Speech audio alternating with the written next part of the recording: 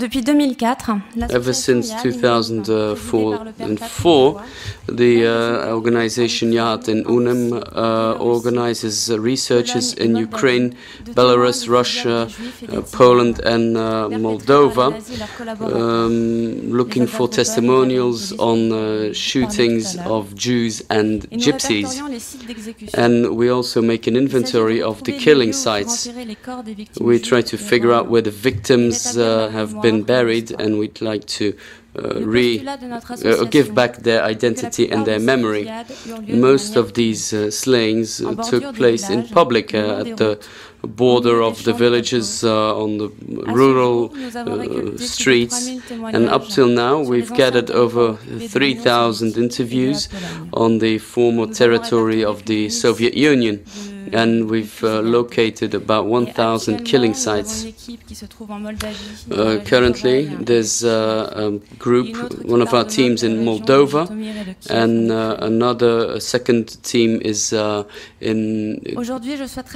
close to Kiev now, in Ukraine. So, what's the state of play of the research carried out by Yad In-Unum on the killing by bullet? There's a number of principles guiding our research in the East. As you can see from the map, it's very hard to ever be able to finish this research, and we use proper historians, but also Soviet Russian historians, and we've been able to accomplish a number of results during our researches and during the seminars. And one of the problems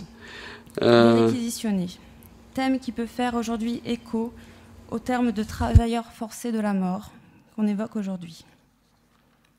Has to do with getting access to the archives. Sur ce sujet complexe. And it's of course a very complex topic. Who were the victims here? Who were the people that were requisitioned? They, these people had to dig their own, the graves for the victims, which would be shot the following day. So they they dug the graves, and after the victims were shot, they had to fill the graves again by shoveling earth on top of them. So those are basically people who, in some cases, had to bury the victims or the wounded alive. They had to pull their carts to the execution sites and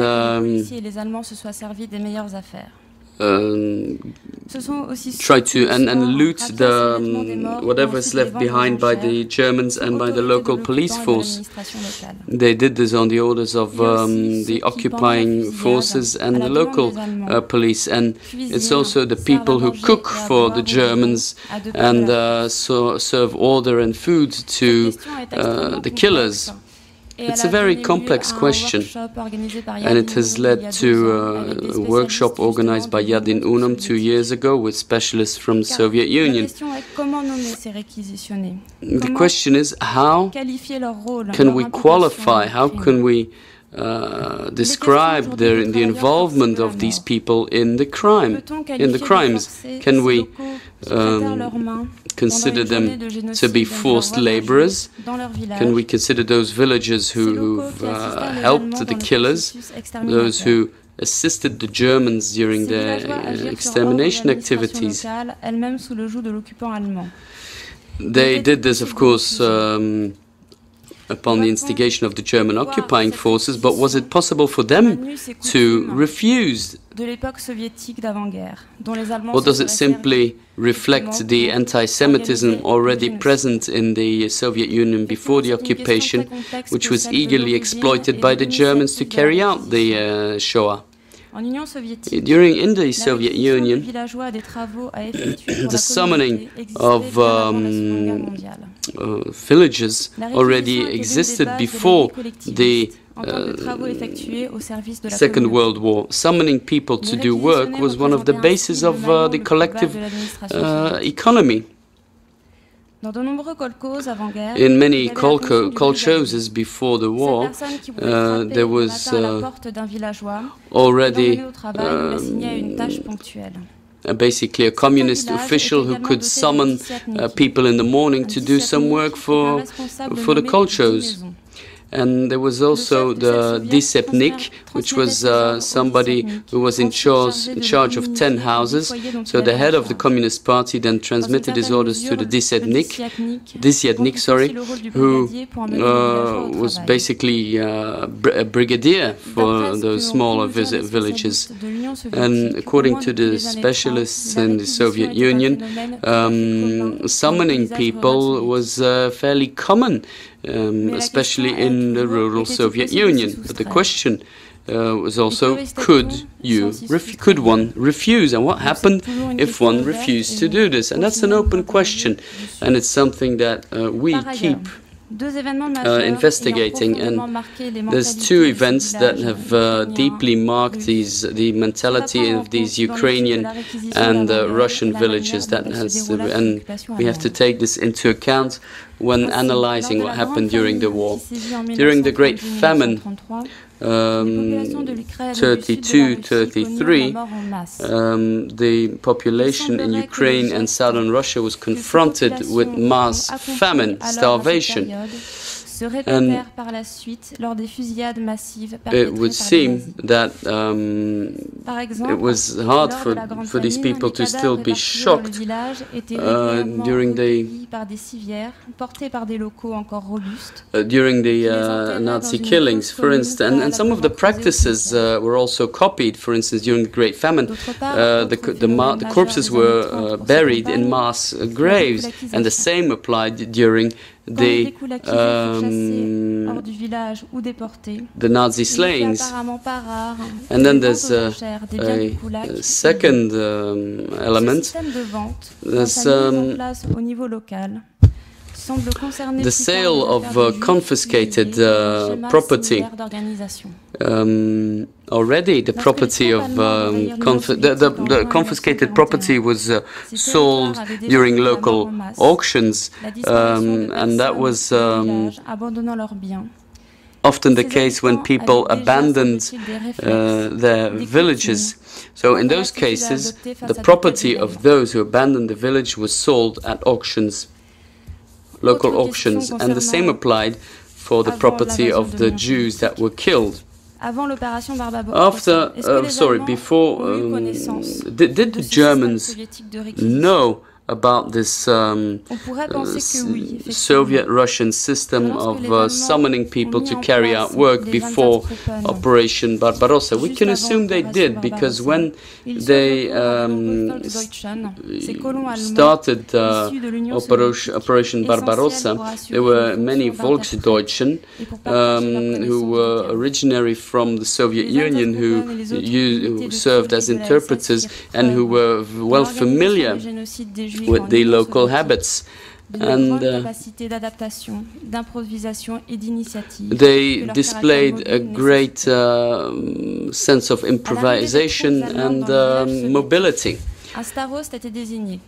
In the villages, a starost was appointed, a sort of a mayor who had to liaise with the occupying German forces, and the German forces transmitted the orders. And then there was also another key figure, which was the head of police. But then, when it comes to the summoning of people, when a shooting is ordered, who takes the initiative? Is it the Germans, or do the Germans only give pass on the order to the starost, or and let them choose the date and the MO? From all we know, the role of the starost, the police officer, and the desatniki, so the one in charge of 10 houses, is crucial. And they prepared the shooting. And this is also corroborated by a testimonial from Minsk of 42, and I quote, in 42 the head of the Germans, Miller, and the head of police, and a few collaborators of the SD of Baranovsky arrived in Vaznov by car, and they gave me the order to prepare, to get ready and accompany them. We went to the Malevo forest, and it was all happening in the evening, and in the forest one of the Germans indicated a location, and the people were ordered to dig a hole, and the Germans suggest that we take local inhabitants to dig the hole, and the village Teshkevitsky was the closest, about 2 kilometers. I sent police officers down there to commandeer people, and they took about 30 people, and they had to dig till the following morning, and then the following morning Miller, the other guy, and the 2 Germans from Baralovsky arrived on the premises, and subsequently the Germans and the local police officers led the victims to the pit, and they started shooting them. And during the preparation of the shooting, the initiative for commandeering local inhabitants seems to have been instigated by the Germans, at least in the case of Oznov. And the case of Oznov proves that the killers were quite punctual. At Oznov they arrived in the evening, they gave the orders for the following morning, they left, and while the inhabitants, the locals, had to dig all night, and then the subsequent morning they came in and did the shooting. Whether it came from the German occupiers or from the local administration, well, at least the distribution of the tasks meant that the killers could act swiftly. They didn't call on the population just to dig mass graves, but also to carry out all the different tasks that were parallel to the execution. And today we are still working at clarifying the question of the diversity of these requisitions. Based on our research on the field, we have noted that an execution of Jewish people was not carried out in the same way, depending on the village, the number of victims, the way to do it, the number of killers, their experience, the climate, the season, were all the different parameters that had an influence on the way the killings would occur. But the requisition itself is a recurrent data, and I have a few examples. Last year we went to Belarus, in the region of Brest. And in some cases it showed that those who had to fill in the mass graves were there during the whole shooting with their shovel and had to throw the mud over the victims and then finally fill up the mass grave. This is the case of this gentleman here, Mr. Mirel Antonovich, born in 1924, living in Avicii in the area of Brest, and one morning under German occupation, Latvian SS soldiers came to his door and to his neighbor's door saying, "Come, come," and ordering them to bring a shovel along. About 50 men had been gathered, and Mirel said, quote, "They weren't telling us what we were going to do. We were scared because we could all have been killed. They took us in a truck to the shooting of the Jews of the Yagori ghetto, and the Latvians, who were just supervising the action, then told them to shoot the Jewish people standing there. The killers had to shoot them. The people were lined up, and once 4 layers of corpses have been created, we had to cover them with mud, and then the next victims arrived, and the same thing continued over and over again. Mirel had to witness the whole of the shooting, having to throw the mud between the layers of the victims. He remembers being told, "Cover them with mud, otherwise the dogs will dig them out." This doesn't just happen in the mass grave. Sometimes the mass grave was dug a bit later, or something else was used to cover the bodies. The administration also asked the locals to take care of the corpses. Ainsi, à Kislavitchi, and this is how, in Kislavitchi, in the area of Smolensk, Anna Alexandrovna, born in 1928, saw the shooting of Jewish people on the top of a hill. Where she stands is exactly where she was standing when she had to see this happening. Her house is on the hill, looking over this ditch where you see the trees there at the back, and she heard the shootings. 4,000 Jews were brought by the local policemen. This is a ditch that is you can only access through one entry. It's a dead end, so all the police officers brought all the Jews into that ditch, and 2 German soldiers stood at the only access point with guns in order to shoot at anyone who wanted to escape. And then this police officer stood on the side of the ditch and shot at everyone. Anna was very young, and she came out of her house to see what was happening. She was watching, and her mom caught her watching in the grass, and her mom decided to tie her in her bed, in her bedroom, in order for her daughter not to come back. But her brother freed her. He also wanted to see what happened. He freed her, and she went back there with her brother. This is how she was able to testify on this event. The Jews were therefore shot, and the bodies were left there without any grave. But after 2 days, because of the unbearable smell, the police officers requisitioned some of the villagers, mobilized them to dig a grave and cover it with lime. Ce fut le cas à Ingoulet, dans la région de Dnepropetrovsk, dans l'est de l'Ukraine. And in Ingoulet, in the east of Ukraine, Yevgeni also had to be requisitioned. He was born in 1926. This is his testimony. He said one day the German police officers brought all the Jews within the theater, and early morning the head of police came to see me. I used to work with horses. I was working in the land. He told me to tie the horses and to come to the theater. It was told to the Jews that they had to take all their valuables and their personal effects because they were about to leave. There were 5 trolleys, and the Jews put all their valuables on the trolleys and then were lined up. This is how it was carried out. Yevgeni followed the lane of Jews with his trolley, and this lane came to a natural ditch in which 2 big graves had been dug. Yevgeni shows us the current site. Once they got there, the Jews had to take all their clothes off and were shot. Yevgeni saw the whole of the shooting.